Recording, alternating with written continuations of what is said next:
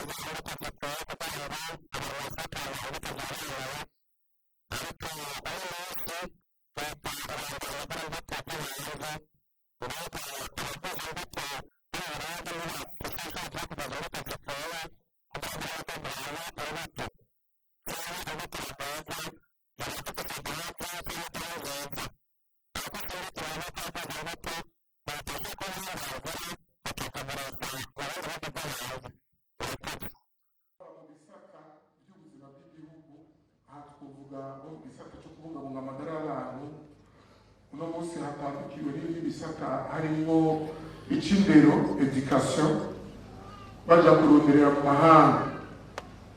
Mbega akosa agahomboka igihugu kiba carabashomesheje.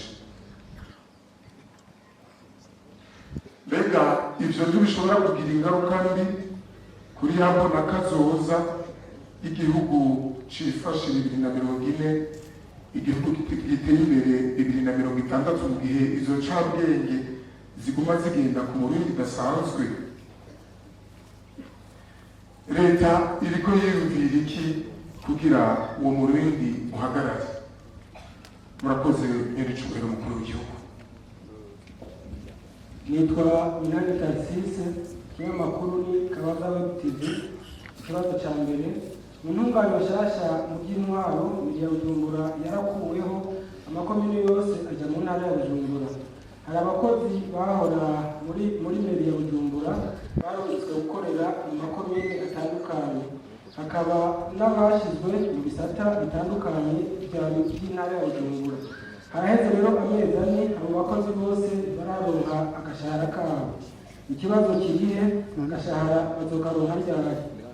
Ikibazo cya kabiri, mbere ya Bujumbura ni umugwa mukuru w'ubutunzi mu gihugu, ariko ubumeri ntikibaho. Uyu munsi uwo murwa mukuru w'ubutunzi uvahe ugashikahe, bitandukaniye n'intara ya Bujumbura. Iki mbere umuntu kivuga no ku mugwa mukuru wa politike wa Gitega, akarorero nk'aha turi nihe ni ku mugwa mukuru wa politike wa Gitega. Murakoze n'icyubahiro.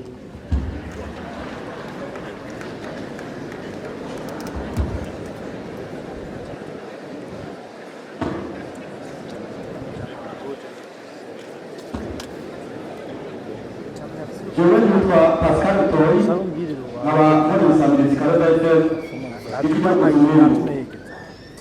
N'icyubahiro mukuru w'igihugu cy'u Burundi, kuva mugiye ku butegetsi mwarafashe ingingo zo guteza imbere igisata cy'ubutare, kugeza yaho ubu ubutare buriko burashorwa hanze. Ariko rero ni itegeko risubiwemo y'amafaranga leta izokoresha umwaka w'2025 gushira umwaka w'2026 haratugijwe amakori ku bidandazwa bimwe bimwe bya nkenerwa. Mbega ko abarundi bari bibaza ko bagiye gutuburura kubera ubwo butare, nyamara amakori akaba yaratugijwe. Akarusho k'ubwo butare ni akahe ku benegihugu? Ikibazo cyane icyo. Murakoze.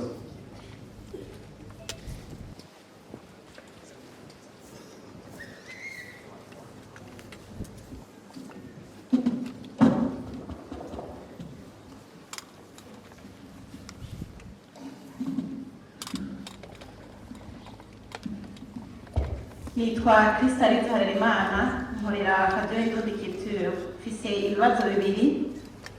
Ikibazo cya mbere, nyene icubahiro umukuru w'igihugu, hari abarimyi bahimirizwa kurima ibiterwa njabukamazi nk'ikawa, icayi n'ibindi. Ariko nyene icubahiro abashoye ikawa hari abatarahembwa bagaca badebukirwa kwitaho ivyo biterwa. None ku gisata c'uburimyi cashizwe imbere mu gushikana Burundi ku mbona kazoza, bizokunda hacibonekeza izo ntambamyi? Ikibazo ca kabiri, abanyagihugu bakoresha ibarabara ry'igihugu nimero 3 bariruhukije babonye ibikorwa vyo kubaka iryo barabara mu bice vya Gitaza, Rumonge hamwe na Rumonge Nyanza bitanguye. Ariko uno munsi ibikorwa vyo kubaka igice ca Gitaza, Rumonge byarahagaze. Nyene icubahiro, ikibazo kiri hehe kugira ibikorwa bibandanye? Ibibazo vyanje n'ivyo. Murakoze. Nitwa Ndayegamiye Jean Mitterrand, nkaba nkorera iradiyo Ijwi ry'Umukenyezi. Ikibazo ca mbere ni iki, nyene icubahiro umukuru w'igihugu, hariho amashirahamwe yo kuziganya no kuguranana yakiriye amafaranga y'abenegihugu. Uno munsi yamaze kugana imiryango yayo. Abo benegihugu iyo bagiye gusaba amafaranga yabo barabaterekana gushika ubu babona neza uwo bazokwishuza. Mu mwaka uheze mu kiyago nk'iki mwari mwasavye umuyobozi mukuru w'ikigo ANACO ko yokurikirana ico kibazo. Mbega hacegeranyo yoba yarabashikirije? Kuno munsi hariho n'amashirahamwe menshi nkayo aguma yiba abenegihugu. Ikibazo gira kabiri, muherutse gufata ingingo yo gusubiza amagitari 163 abenegihugu mu Gasenyi ahari hateganijwe kubakwa ikirimba c'umukuru w'igihugu. Imvo ngo nuko mwasanze ikirimba c'umukuru w'igihugu kiri kiriri ari ca leta. Ikibazo ni iki, amafaranga ico kirimba c'ikiriri cagumye gipanzwe ko ku marepublika yose yagiye akurikirana yahabwa nde? None ayo mafaranga azosubizwa mu gihe ca leta? Murakoze. Nitwa Salvatore Nizigiye, nkorera ikinyamakuru gisohoka kabiri mu kwezi, Journal de Jacques 24, candika ku butunzi. Ikibazo ca mbere ni iki, nyene icubahiro umukuru w'igihugu c'u Burundi, kuva mushitse ku butegetsi mwaramenyesheje abarundi ko mutazihanganira abantu banyuruza amatungo ya leta. Mwarafashe n'ingingo zitandukanye, zimwe muri zo harimo ko abiyivye leta basubiza amafaranga baba baribye. Mwarashize nahabona amafaranga yaramaze kwegera kugabuzwa n'ico yakoze. Akabazo iki kibazo naka mbega bo mwari mwasanze baribye bose barasubije ayo bari baribye canke n'ubu baracasubiza? Aho hariho ibyegeranyo bishasha by'amafaranga amaze kuboneka inyuma y'uwaho mushikirije ayamaze kuboneka mu minsi iheze. Akabazo be kuri iki kibazo naka none ganye n'icubahiro umukuru w'igihugu cy'u Burundi ko n'ubu hakivugwa umurindi n'akamoto k'abanyuruza amatungo y'igihugu. Aha tugafatira nk'ibyashikirijwe mu nama nshingamateka n'iryari ingingo yo gusubiza ku bushake amafaranga aba yaranyurujwe abantu abayemeje baca bajandajanda izohava iherekezwa no kubashira imbere y'ubutungane kugira ngo abo banyuruje amatube ya leta banabatobera bamenyekane kandi banahanwe.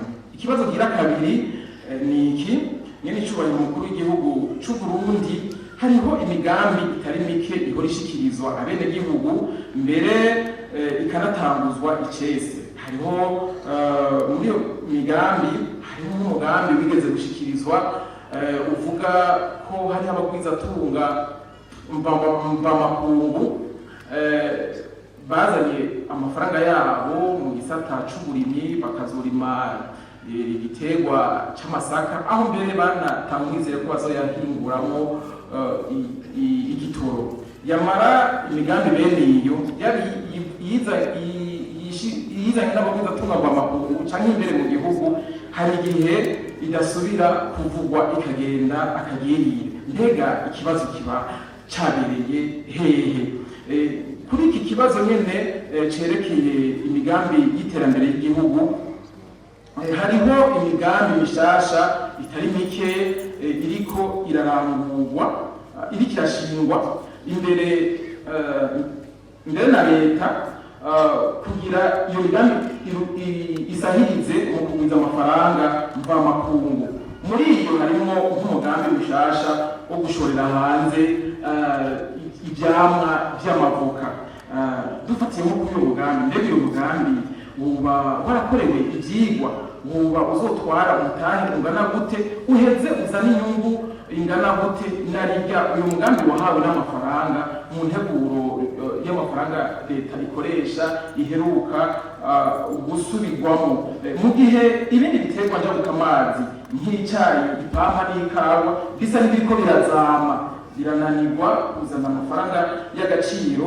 Mbega icyizere cy'uko gushorera hanze ivyamwa vy'amavoka bizorushiriza kuzamura ubutunzi gishingiye kuki? Murakoze. Jeni twagira muri byanze mu kinyamakuru umwe nyene icubahiro haraheze ikiringo c'imyaka 3 mu mashirahamwe mu bisata bitandukanye vya leta batanguye umugambi wo kunganisha gukura ubusumbasumbane mu mishahara ariko mu bisata leta ifise n'umutahe rimwe bita paraetatike uwo mugambi wo utaratangura. Mbega abo bakozi mubabwira iki co kubihanganisha canke ijambo ry'ihumure mubabwira n'irihe? Mbega hamwe uwo mugambi woja mu ndiro, mbega amafaranga y'ibirarane yoba bazoyaronswa? Murakoze n'icubahiro.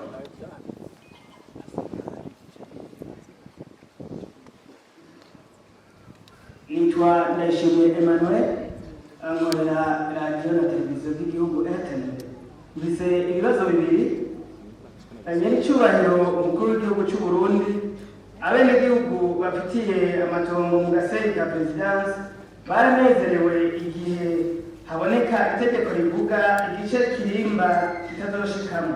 Bakaba rero ubu basaba bati itegeko ryerekana gushasha aho ikirimba gikeneye rizoboneka ryari kugira ngo igice kidakenewe n'ikirimba abenegihugu batangure kuharangurira imigambi. Ikibazo cya kabiri, abakozi bahoze bakorera ubunani urunani rw'amashyirahamwe y'abarimyi b'ikawa senate mu murima rusange bakuwe ku kazi kuva mu mwaka w'ibihumbi 2019 baheraniwe amezi 6 kuri bamwe n'amezi 10 ku bandi. Leta ngo yagumye irizeza uko izobatunganiriza ariko gushika n'ubu amaso ngo yaheze mu nzira. Mu minsi iheze ngo baratumwe ko basabwa gusinya amafaranga umwe wese aheraniwe kandi ngo barabikoze, ariko barafise amakenga ko amahera yabo yoba yarashize ntibamenye irengero ryayo. Murakoze n'icyubahiro. Irebe FM, iradiyo yacu, Irebe FM, umunezero wacu, Irebe FM, Irebe FM, megahertz 91.4.